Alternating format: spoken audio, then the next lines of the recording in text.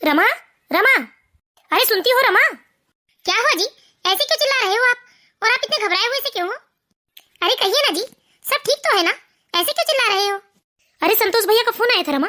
संतोष भैया बता रहे थे हमारी नीलू को कल लड़के के माता पिता, उनकी बहन और उनकी बुआ आ रही है देखने। क्या? कल के कल आ रहे हैं? हाँ रमा। लेकिन जी इतनी जल्दी सारी व्यवस्था कैसे हो पाएगी? घर की हालत भी देखी है आपने। अरे सारा घर बिखरा पड़ा हुआ है। और लड़के के माता पिता और उनकी बहनें तो नीलू को देखकर चली गई थी ना, फिर से आने की क्या जरूरत है? हाँ रमा, लेकिन अब हम क्या करें? किसी को ऐसे सामने से मना भी तो नहीं कर सकते ना। ये गजब तमाशा लगा रखा है लड़के वालों ने। अरे लड़के के माता पिता और उनकी दोनों बहनें तो अपने अपने पतियों के साथ अभी हफ्ते भर पहले ही तो हमारी नीलू को देख कर गई है ना। ये लड़के वाले भी ना, अरे जब चाहेंगे जैसा चाहेंगे तुरंत बोल देंगे। सोचना भी नहीं है कि तत्काल में हम सारी व्यवस्था कैसे करेंगे। हम लड़की वाले हैं, अभी तो शादी भी नहीं हुई है और इनके इतने नखरे झेलने पड़ रहे हैं। अब आप ही बताइए ना जी, ये भी कोई तरीका है बताने का? अरे वह भी इतनी रात को, कल सुबह सुबह ही लड़के देखने आ रहे हैं। अरे कम से कम दिन में ही बता दिया होता तो कुछ तैयारी तो हो ही जाती। और पिछले बार का तो आपको याद ही होगा, ये लड़के वालों ने कितनी फजीहत की थी। पूरा दिन उनकी नौटंकी में ही निकल गया था। लेकिन हम कर भी क्या सकते हैं रमा, लड़की वाले हैं हम।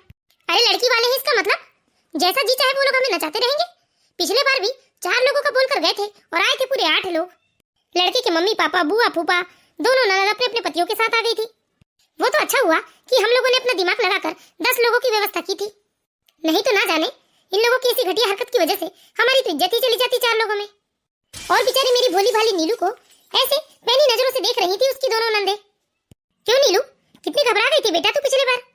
हाँ मम्मी। देखा नहीं आपने? अरे उन लोगों ने हमारी नीलू का ऐसे परीक्षण किया जैसे जानबूझकर कोई कमी ढूंढी जा रही हो। अरे हमारी नीलू के पांव के नाखून से लेकर बालों तक का निरीक्षण कर रहे थे वो लोग। ऊपर से सवालों की बौछार पे बौछार किए जा रहे थे। रमा देखो, अब हमें रिश्ता करना है तो थोड़ा बहुत तो ये सब परेशानी झेलनी ही पड़ेगी ना। अरे कुछ दिनों की तो बात है, फिर हमारी नीलू राज करेगी। ठीक है, इस बार तो मैं किसी से कुछ नहीं कहूंगी, लेकिन अगर ऐसा कुछ उन्होंने तीसरी बार किया ना तो मैं चुप नहीं रहूंगी, आपको बता देती हूँ मैं। अच्छा ठीक है, चलो भाई अभी से हम लोग व्यवस्थाएं शुरू कर देते हैं, वरना कल हड़बड़ी में पूरी व्यवस्थाएं नहीं हो पाएंगी। नीलू किशोर कुमार और रमा जी की इकलौती बेटी है। नीलू की पढ़ाई पूरी हो जाने के बाद अब नीलू के माता पिता नीलू की शादी करना चाहते थे। नीलू की शादी की बात रमेश जी का बेटा रौनक, जो कि एक सरकारी इंजीनियर है, जिसके साथ हो रही थी। नीलू के माता पिता आधी रात तक जागकर सारी व्यवस्थाएं करते हैं और दूसरे दिन रौनक के माता पिता, बुआ और उनकी बहनें नीलू को देखने आती हैं। देखो बेटा नीलू, किसी भी बात से डरने या शर्माने की कोई जरूरत नहीं है। तुम पढ़ी लिखी और समझदार हो, तुम उन लोगों की किसी भी बात का जवाब बहुत अच्छी तरीके से देना। ठीक है मम्मी, लेकिन सच में मुझे बहुत घबराहट होती है मम्मी। रमा, ओ रमा, कहाँ रह गई तुम? अरे जल्दी आओ भाई, देखो मेहमान आ गए हैं। ठीक है बेटा, जब हम तुम्हें बुलाए तब तुम आ जाना, ठीक है? हाँ अभी आई जी। बहन जी जरा लड़की को तो बुलाइए, हम अपनी नंद को खास अपनी होने वाली बहू से मिलवाने लेकर आए हैं। हाँ हाँ क्यों नहीं बहन जी, मैं अभी बुलवाती हूँ। नीलू, नीलू बेटा, देख लीजिए दीदी, ये है हमारी होने वाली बहू नीलू। बेटा खाना बना लेती हो तुम? किचन का सारा काम कर लेती हो या फिर पढ़ाई लिखाई ही हो रही है? अरे नहीं नहीं बहन जी, आप हमारी बेटी से जो चाहे बनवा लो, खाना अच्छा बनाती है, आपको कभी शिकायत का मौका नहीं मिलेगा। फिर तो आंटी जी सिलाई बुनाई कढ़ाई सब कुछ बहुत अच्छा आता होगा आपकी बेटी को। क्यों नीलू, सिलाई बुनाई कढ़ाई सब कर लेती हो तुम? हाँ हाँ भाई, बहुत अच्छी सिलाई बुनाई कढ़ाई करती है मेरी नीलू।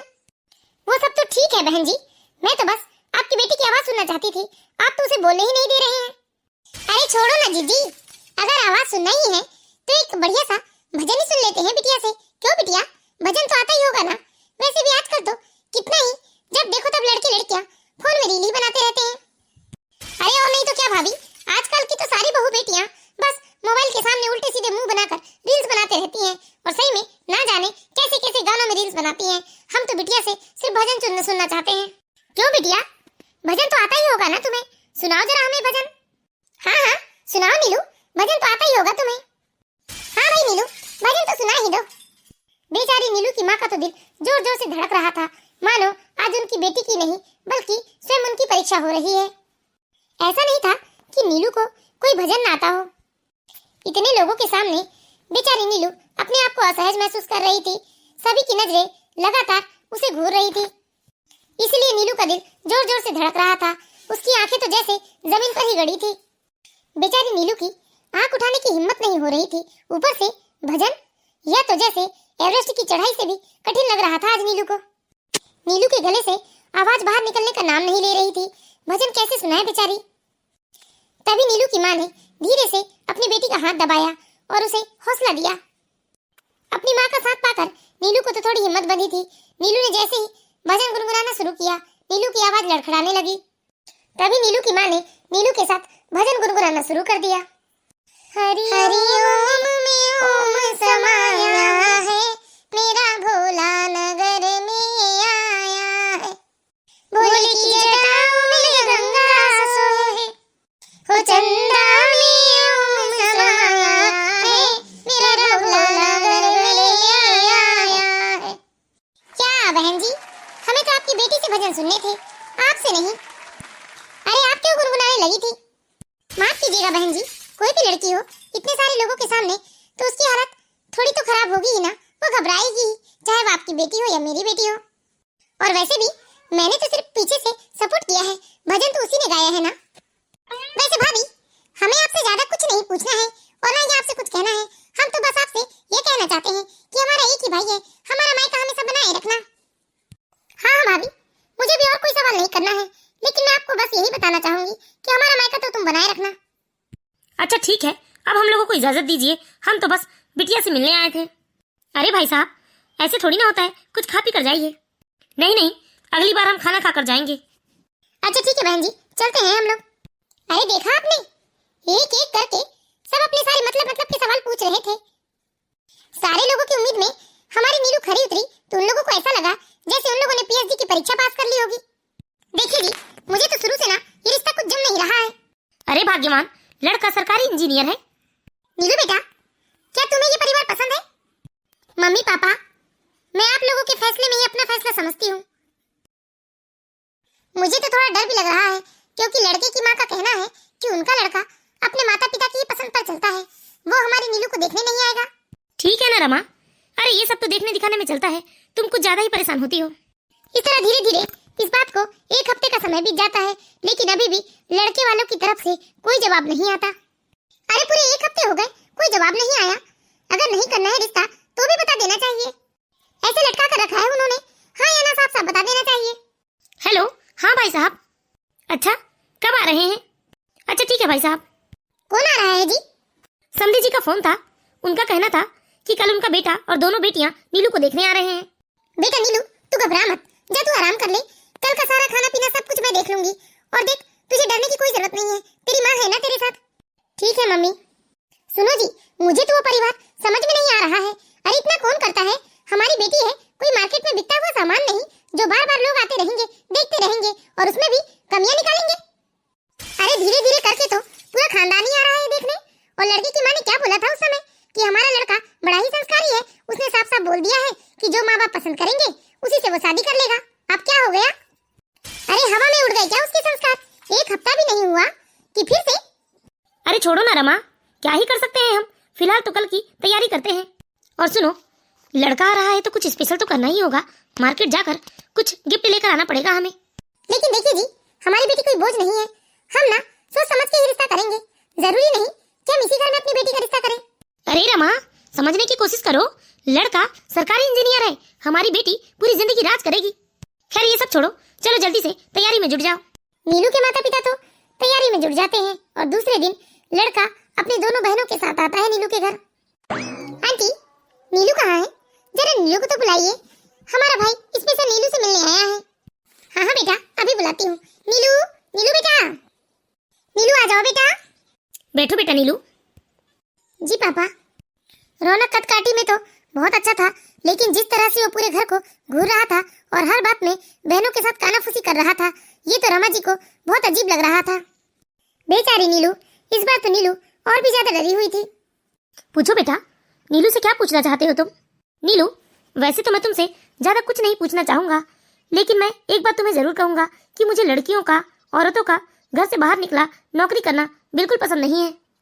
इसलिए तुम अपनी पढ़ाई चाहो तो पूरी कर सकती हो या फिर छोड़ भी सकती हो, क्योंकि हमें तो तुमसे नौकरी नहीं करवानी है। और दूसरी बात नीलू, मैं तुमसे अपनी बहनों की करना चाहूंगा।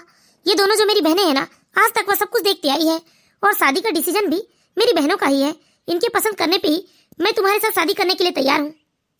तो सीधे सीधे बात ये है नीलू कि मेरी जिंदगी में मेरी बहनों की बहुत ज्यादा अहमियत है, और इसीलिए मैं तुमसे भी यही उम्मीद करता हूँ कि तुम भी मेरी बहनों की वही अहमियत बनाकर रखोगी, क्योंकि आज तक मेरा सारा फैसला मेरी बहनें ही लेते आई है और इनका फैसला कभी गलत नहीं होता। लड़के की बात सुनकर तो इस बार कमल किशोर जी को भी गुस्सा आ गया था और रमा जी को भी बहुत गुस्सा आ रहा था कि चाहे भले लड़का अच्छी नौकरी कर रहा है, अच्छे रुपए कमा रहा है, लेकिन उसकी सोच इतनी घटिया, इतनी नीच किस्म की थी। लड़के की इतनी घटिया और बेतुकी बात सुनकर तो रमा जैसे चिढ़ जाती है और वह सोच में पड़ जाती है। लड़का तो पूरी तरह से अपनी बहनों के कंट्रोल में है, वो भी शादीशुदा बहनों के कंट्रोल में, जो रहती तो ससुराल में है लेकिन मायके में पूरा हक जताती है, और बहनों की ही क्या, यहाँ तो पूरा परिवार ही अजीब है। रमा देवी जी सोचती है कि अगर ऐसे घर में उनकी बेटी की शादी हो गई तो पूरे परिवार के साथ साथ दोनों लड़कियां भी मेरी बेटी को दबा के ही रखेंगी, और लड़का जब खुद ही कह रहा है कि शादी के बाद भी उसकी बहनों की ही चलेगी, वही उसके हर फैसले लेंगी, फिर मेरी बेटी की क्या हैसियत रह जाएगी। मेरी बेटी तो उस घर में इसकी पत्नी बनकर रह पाएगी, ना ही उस घर की बहू बनकर रह पाएगी। बेचारी रमा जी सोचती है जिस घर में शादीशुदा बेटियों की दखलंदाजी चलती हो वो घर तो कभी बस नहीं सकता, और ना ही उस घर में कोई भी बहू को इतना इज्जत मिलती है, और ना ही कोई भी बहू सुखी रह सकती है। बेचारी रमा जी बहुत घबरा जाती है, कहती है नहीं नहीं, मैं ऐसे घर में अपनी बेटी की शादी नहीं कर सकती। अच्छा हुआ जो बात ही बात में लड़के ने अपनी सारी पोल पट्टी खुद ही खोल दी। ठीक है, मैं तो बस यही कहना चाहता हूँ, बाकी अब जो भी बात हो मैं आप लोगों को फोन में बता दूंगा। अब मुझे चलना चाहिए।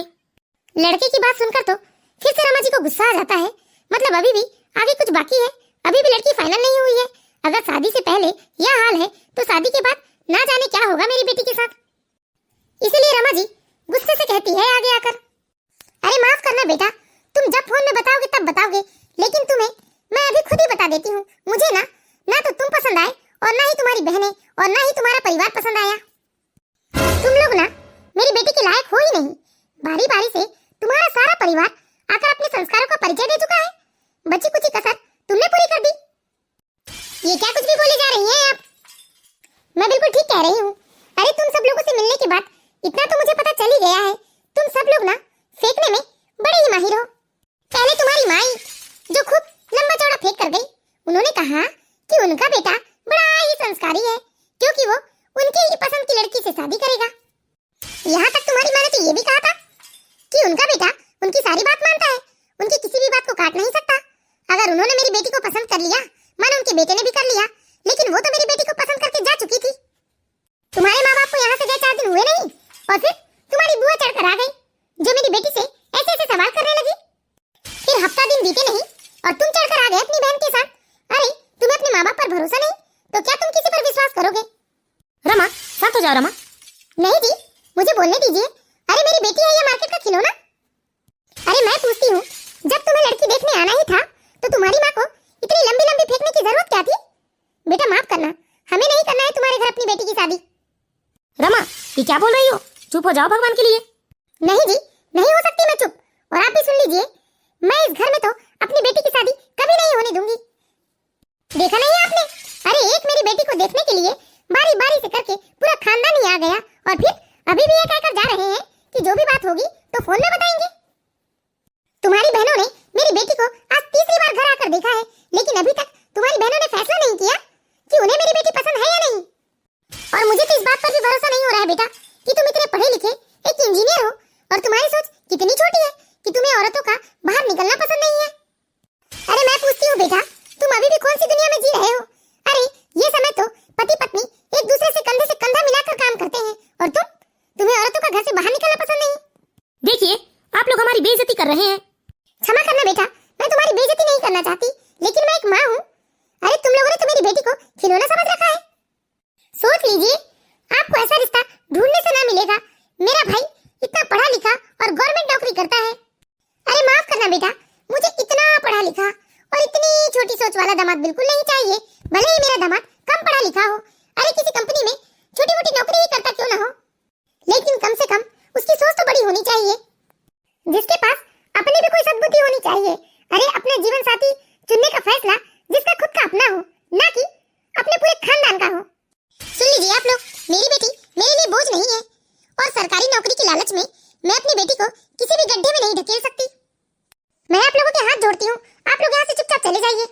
अरे चलो भैया, आप इतने बड़ी सरकारी नौकरी में हो, अरे एक से बढ़कर एक लड़कियों की लाइन लग जाएगी। ये नीलू क्या चीज है? हाँ हाँ, मैं आपसे हाथ जोड़कर विनती करती हूँ, आप लोग बेशक चले जाइए। चलो रौनक, ये लोग अपने पैर में खुद कुल्हाड़ी मार रहे हैं। अरे तुम जैसे होनहार पढ़े लिखे सरकारी इंजीनियर को भी ये लोग ठुकरा रहे हैं। बाद में ना सिर में हाथ रखकर रोएंगे। देखिए जी, पछताने की जरूरत नहीं है, हमने अपनी बेटी के लिए बहुत सही फैसला लिया है। हाँ मम्मी, मुझे भी ये लड़का और लड़के का परिवार बिल्कुल पसंद नहीं था। तो बताइए दोस्तों, क्या मेरी मम्मी ने सही फैसला लिया है? यदि आप लोगों को ये कहानी अच्छी लगी हो तो प्लीज इस वीडियो को लाइक करें और इसी तरह की मोरल स्टोरीज देखते रहने के लिए हमारे चैनल सास बहू की दुनिया को सब्सक्राइब करें। Thank you watching for my video.